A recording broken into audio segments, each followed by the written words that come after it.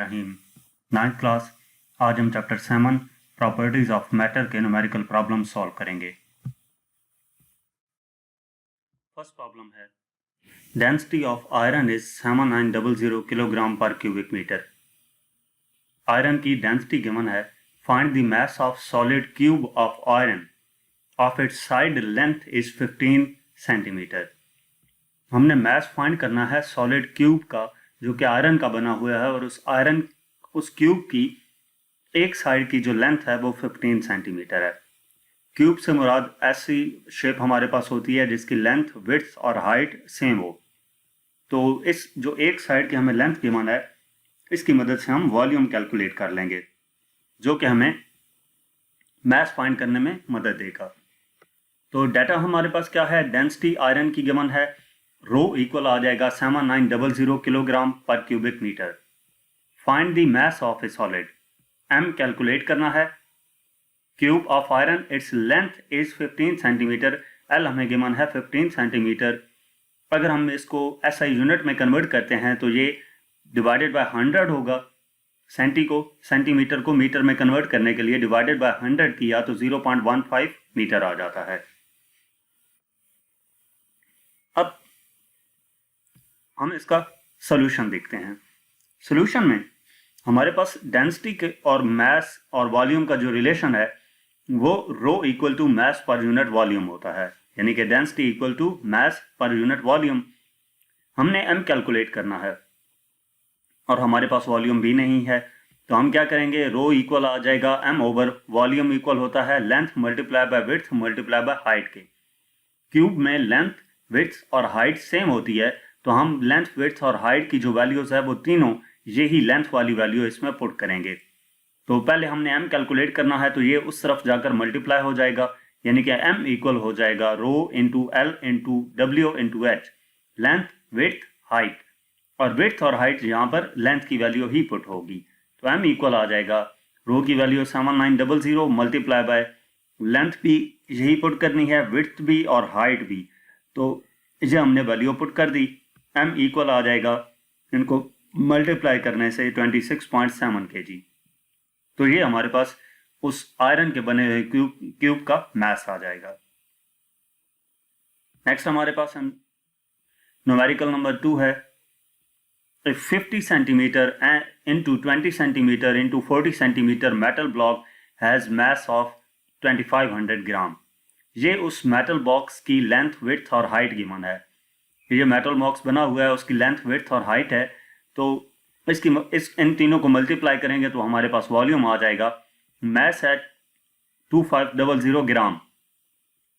Find the density of the metal, rho calculate करना है। B option में calculate the maximum pressure that this box can exert on table, maximum pressure calculate करना है।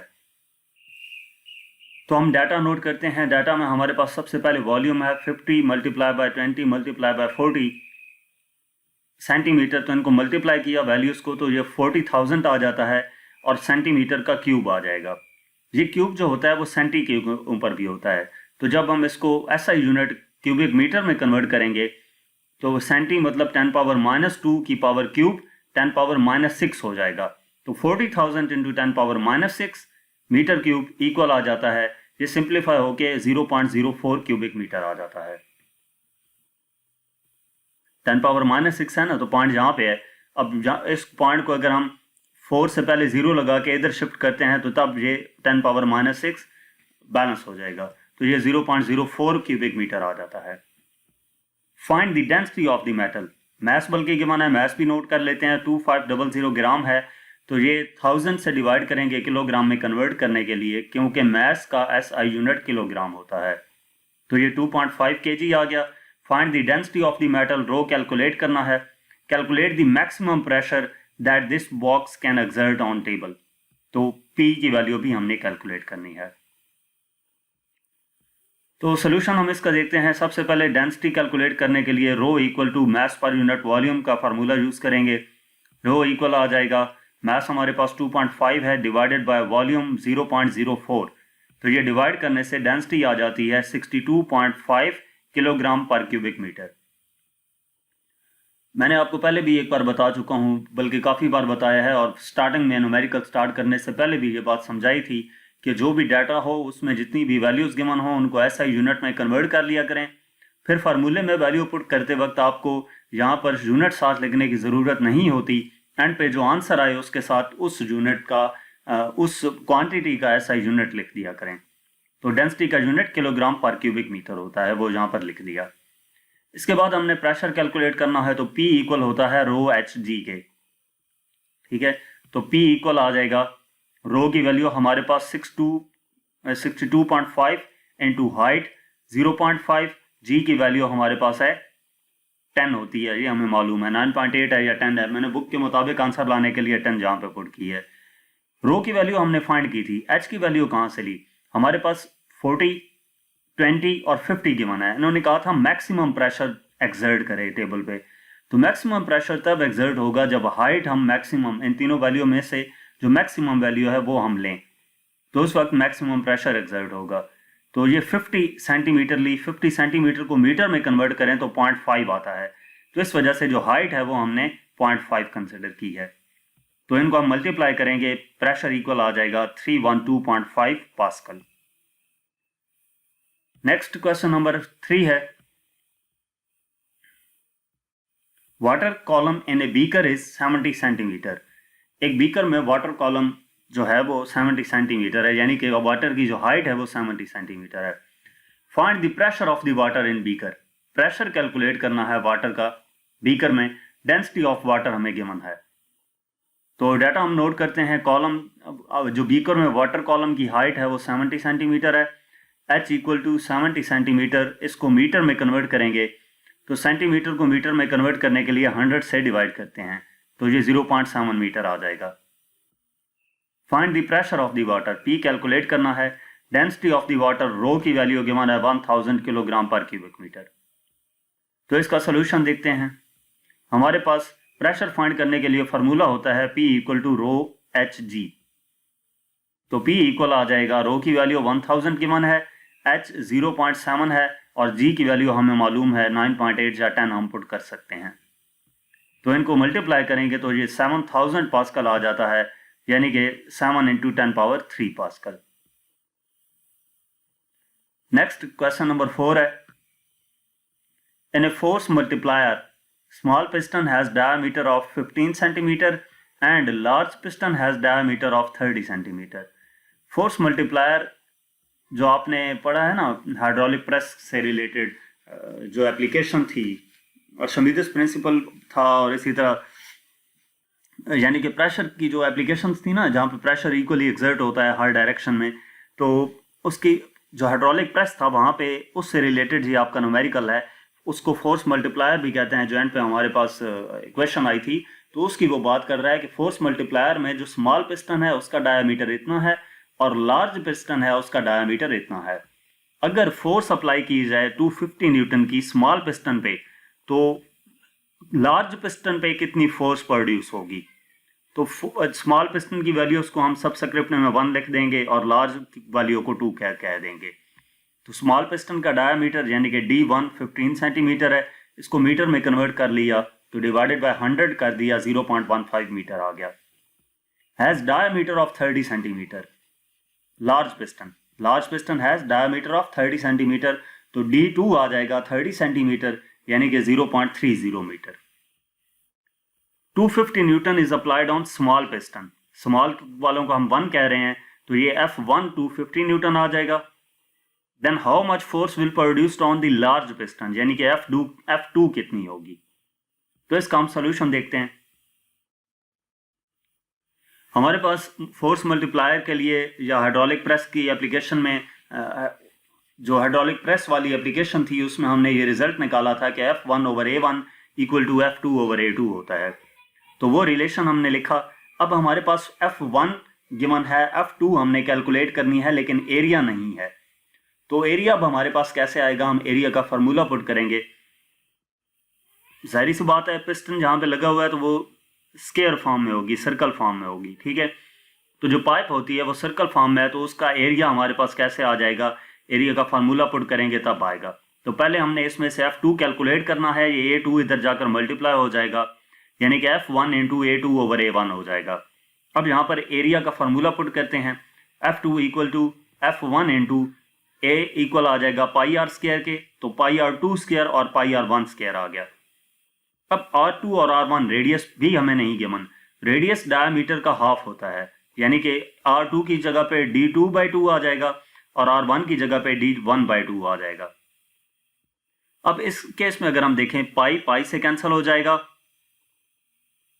ठीक है, और ये जब स्क्वायर हम ओपन करते हैं तो D2/4 डिवाइडेड बाय D1/4 आ जाएगा, D2/4 और D1/4 जब स्क्वायर ओपन करेंगे तो ये पाई पाई से कैंसिल, 4 से कैंसिल, तो D2 ओवर D1 रह जाएगा, यानी कि F2 इक्वल आ जाएगा F1 into D2 over D1। इसमें वैल्यूज पुट कर देंगे, F2 इक्वल आ जाता है, F1 की वैल्यू हमारे पास है 250 इंटू D2 की वैल्यू है 0.30 का स्क्वायर डिवाइडेड बाय D1 की वैल्यू है 0.15 का स्क्वायर। तो F2 इक्वल आ जाता है, ये ऊपर वाली वैल्यूज को हम स्क्वायर लेके इससे मल्टीप्लाई करेंगे तो 22.5 आ जाता है और इसका स्क्वायर 0.0225 आ जाता है, यानी कि F2 इक्वल आ जाता है 1000 न्यूटन के। नेक्स्ट प्रॉब्लम नंबर 5 है, an iron piece in air has weight 26.6 newton. Iron piece है एयर में और उसका वेट हमारे पास 26.6 न्यूटन है। It is immersed in water, उसको वाटर में डुबोया जाता है, तो उसका वेट जो वाटर के अंदर है वो 12.8 न्यूटन है। Find the volume of the iron piece, iron piece का वॉल्यूम कैलकुलेट करना है जबकि वाटर की डेंसिटी हमें गिवन है। तो डाटा में हमें क्या चीज गिवन है, आयरन पीस का वेट जो एयर में है यानी कि W एयर 26.6 न्यूटन आ जाएगा। It is immersed in water, तो वाटर में इसका वेट W वाटर 12.8 न्यूटन आ जाएगा। Find the volume of the iron piece, V calculate करना है जबकि रो की वैल्यू गिवन है 1000 किलोग्राम पर क्यूबिक मीटर। तो इसका सोल्यूशन देखते हैं। अब वॉल्यूम कैलकुलेट करने के लिए हमारे पास अगर इस डाटा को देखें तो rho equal to mass over volume का फार्मूला अप्लाई हो सकता है, लेकिन हमें पहले मैस चाहिए, ठीक है, कि वो जो आयरन पीस है उसका मैस कितना है। तो मैस कैलकुलेट करने के लिए हम बॉयंट फोर्स इंप्लीमेंट करेंगे, यानी कि वो फोर्स जो नीचे से ऊपर की तरफ लग रही थी तो वो उसके वेट की इक्वल होगी, उस वेट की मदद से उसका मैस निकल आएगा, तो वो मैस इसमें पुट कर देंगे। यानी कि हमारे पास बॉयंट फोर्स जो है FB equal to W air minus W water, air में जो उसका वेट है उसमें से जो वाटर में वेट है उसको माइनस करेंगे तो बॉयंट फोर्स आ जाएगी। तो F फोर्स यहाँ पर उसके वेट की इक्वल है, तो यहाँ पर mg लिख दिया इक्वल टू वेट एयर में 26.6 है और वेट वाटर में 12.8 है, तो mg इक्वल आ जाता है 13.8 के। अब यहाँ से m इक्वल आ जाएगा 13.8 डिवाइडेड बाय g, यानी कि m equal to 13.8 divided by g की वैल्यू 9.8 होती है, तो ये मैस आ जाता है 1.4 kg के इक्वल। अब मैस भी है, वॉल्यूम भी है, डेंसिटी भी है, तो हम फार्मूला अप्लाई करके इसकी वॉल्यूम कैलकुलेट कर लेंगे। फार्मूला इंप्लीमेंट होगा rho equal to mass per unit volume, तो यहाँ से वॉल्यूम कैलकुलेट करना है, V इक्वल आ जाएगा m ओवर रो के, यानी कि V इक्वल टू m हमारे पास 1.4 है और रो की वैल्यू है 1000, तो वॉल्यूम इक्वल आ जाता है 14 इंटू 10⁻⁴ क्यूबिक मीटर के। नेक्स्ट क्वेश्चन नंबर 6 है हमारे पास, numerical problem number 6। If 2.5 metre steel wire of cross sectional area 10 square centimetre is stretched. एक स्टील वायर है, 2.5 मीटर उसकी लेंथ है और उसका cross sectional area 10 centimetre square है, उसको स्ट्रेच किया गया है, उसकी लेंथ इंक्रीज कर जाती है 3 मिलीमीटर तक। अगर यंग मॉड्यूलस स्टील का 2 into 10⁻11 newton per square metre हो तो हमने वैल्यू फाइंड करनी है फोर्स की जो कि अप्लाई होगी स्टील के वायर पे, जिसकी वजह से उसकी लेंथ इंक्रीज कर गई थी। तो डाटा में हमारे पास 2.5 मीटर स्टील वायर है और उसका cross sectional area A 10 square centimetre है। इसको हम मीटर स्क्वायर में कन्वर्ट कर लेंगे तो सेंटी की पावर 10⁻⁻2 होती है, 10⁻⁻2 का स्क्वायर 10⁻⁻4 आ जाएगा, यानी कि 10 इंटू 10⁻⁻4, यहाँ पे मीटर स्क्वायर भी आएगा।